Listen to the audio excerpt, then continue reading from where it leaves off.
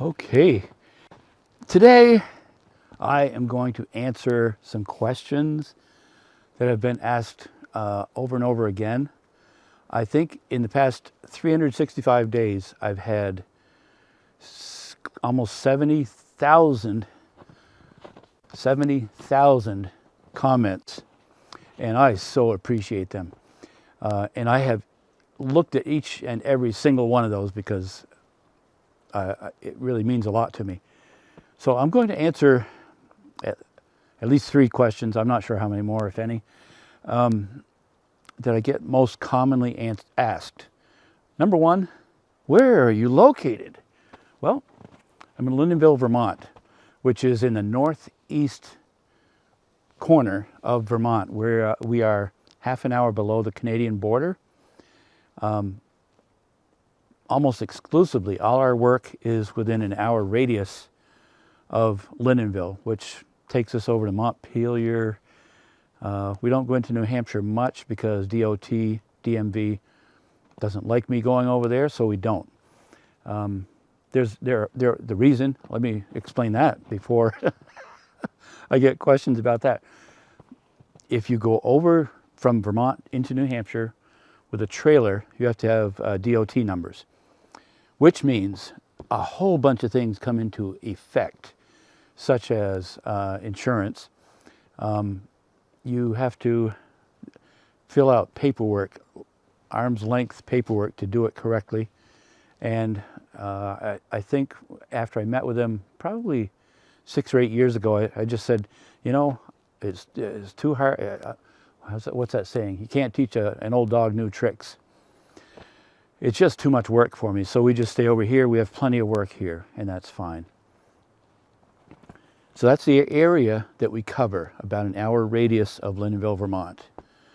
Kind of up in the northeast. It's called the Northeast Kingdom of Vermont, which is a whole nother story, which I'll put it at the end if I can remember it. And if you want to take time to listen to how that got its name, you can listen at the end. Okay? All right. So that's the first question.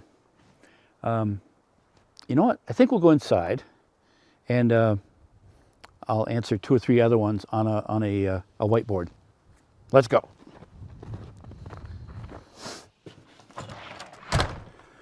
All right, we're inside, out of the cold, although it's 40 plus degrees out there today. Let's talk about the second. It's probably the first most asked question that I get. Thousands of questions about the same subject. Why don't we pour footings? Almost exclusively, we do not pour footings. We pour what's called an Alaskan floating slab, where the perimeter is thickened, and then we'd pour a 6-inch concrete slab over the entire thing. We also put in 1/2-inch rebar, 2 feet apart, going both directions. We also double the rebar as 2 rows all the way around the perimeter. The reason that it works is this. There are a few prerequisites. Number 1, there can be no clay. No clay. Clay just moves up and down, especially where we're up in the north more than down in the south. Cold and heat react to clay as well as the moisture that's in it. So it expands and contracts, and so then the next thing you know, the concrete's all cracked up. And the contractor doesn't want to hear that. So no clay, that's the first thing. So if you're looking at what is the ideal setup to pour an Alaskan floating slab, you need a slope. It needs to be well drained. So if you have not a very good drawer, that's ideal. If this is where the garage is going to be, whatever style it might be, you can't have the ground sloping this way so that water runs to it. Bad. That's not good. It has to slope away. Again, so the slope is critical, has to slope away.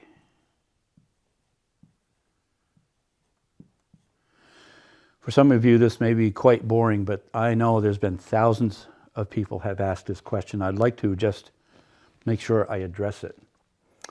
So sloped away. The third thing is the earth prep, ground prep. Ground prep. If this is topsoil, any type of material that might hold moisture, that has to be excavated. If you're on a side hill, they always excavate the highest part down to the lowest part so that you're starting out level. So I've drawn this one level, but you're going to take that down at a minimum of 2 feet and remove that material and put back crushed rock or gravel, even sand, if it can be well compacted. You have to compact all of that with a compactor. Make sure it's nice and compact so that there won't be any settling. Because there's no moisture, moisture is what moves, that and clay, is what moves concrete. Concrete will just sit there for life. It just won't do anything. It'll just sit there happily. But the minute you introduce water, I don't know how to draw water, although make believe that's water. You get water in there, it's going to crack. It's going to crack the concrete. Without water, there's nothing to move the concrete. I guess I don't need to address that. So we've done over 400 garages this way over a 35-year period. So we've had excellent results when it's prepared this way, when you get this slope and you get no moisture that is allowed to freeze, especially up north. Down south, I can't speak authoritatively about that because I don't live down south. There's probably different things that move it down there. But up here, no moisture means no movement. So that's the answer to no footings. Alaskan, let me write that down. Alaskan, I'm sure you can remember this, Alaskan floating slab. There you go. Answer to that question. Next, the next question is, okay if I erase this? Good. So, okay, anchor bolts is the concrete footings and anchor bolts are the two biggest questions that I get asked. Probably where I am and what area I service is the third one. So, excuse me. So we have the slab, obviously more flat than that. Thickened perimeter, not to scale. After we've poured that,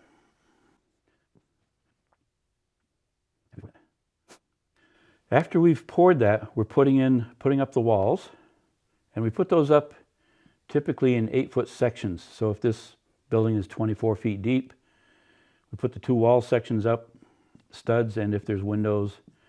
All the studs are 16 inches on center. That's another big question. 16 inches on center, not 2 feet. We put a second, it's a pressure-treated bottom plate, always. You're going to have to listen to like everything because the information is in here of what I do, and I get that question asked a lot. Sill plate. How come you don't use a sill plate? Well, I do. But it doesn't show up in the camera sometimes and you can't tell, and I'm sorry about that. We also put sill seal under the sill plate.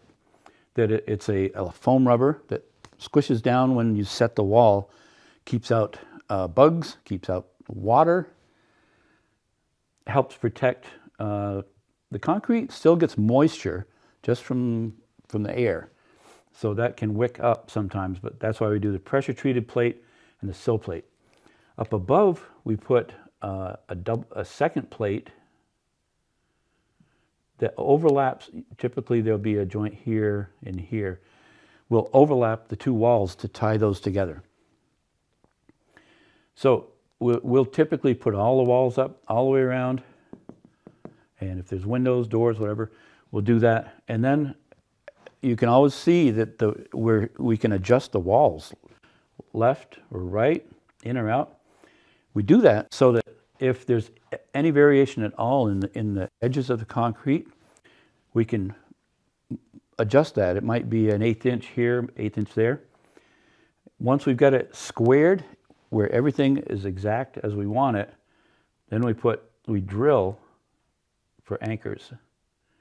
We use a wedge anchor that's designed to, if this is the bottom of the anchor bolt, we'll say, we pound it in, and it's got a sleeve that when you tighten the nut, it comes up and it expands. And it's just wedged, hence the name wedge anchor, wedged in there, and it will not come out. Especially around here, we can do it. We don't get high winds. If we get a 40-mile-an-hour gust, that's a pretty good storm. We don't get hurricanes, tornadoes. We don't get earthquakes. We don't have snakes, except them little tiny ones. Snakes have nothing to do with it. But anyway, we use the wedge anchors all the way around every 4 feet to tie that wall down. That's the answer to that question.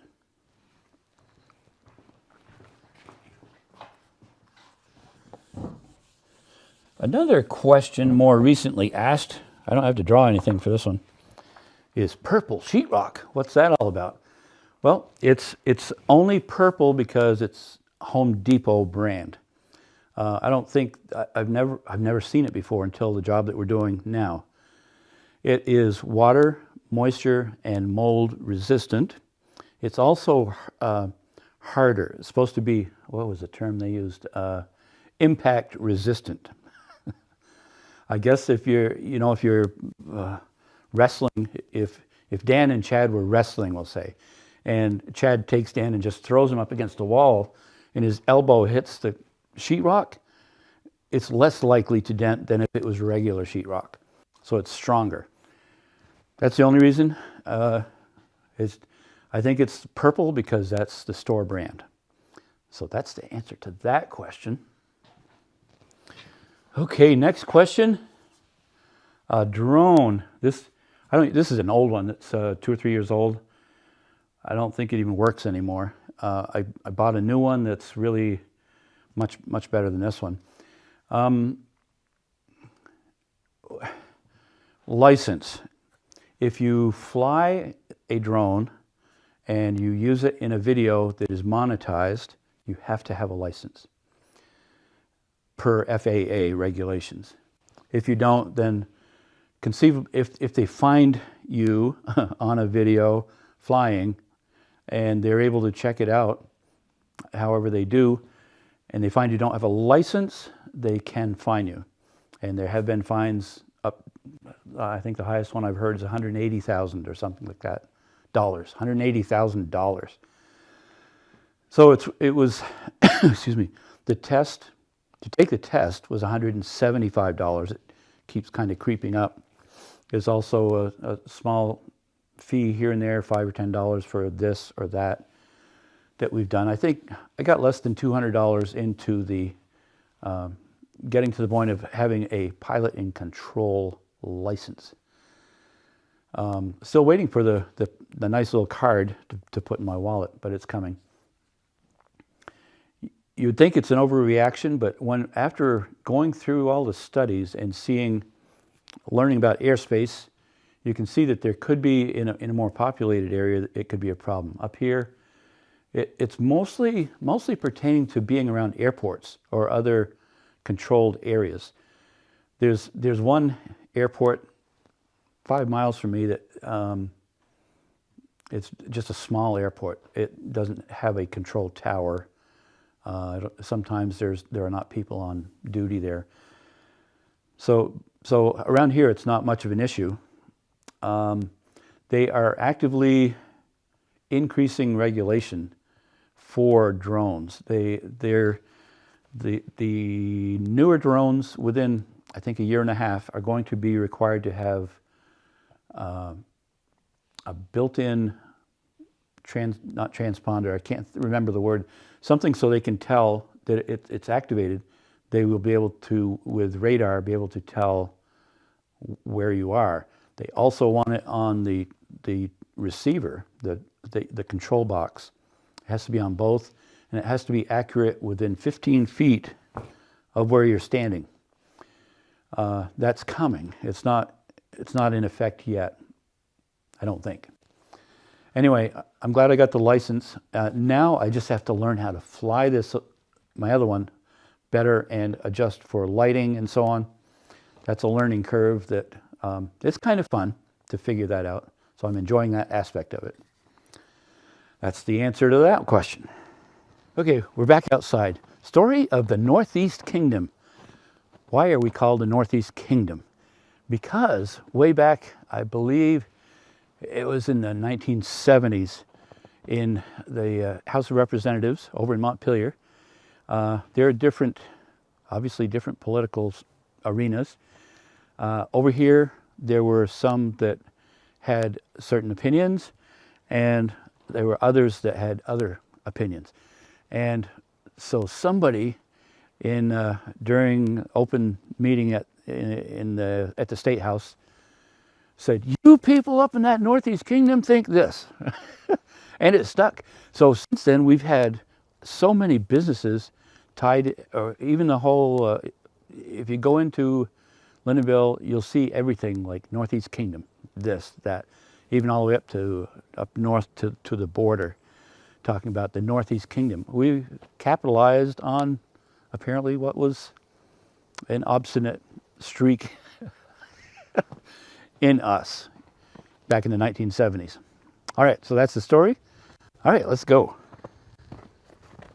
Okay, well, thank you for watching. I appreciate it, giving me the opportunity to answer some of your questions.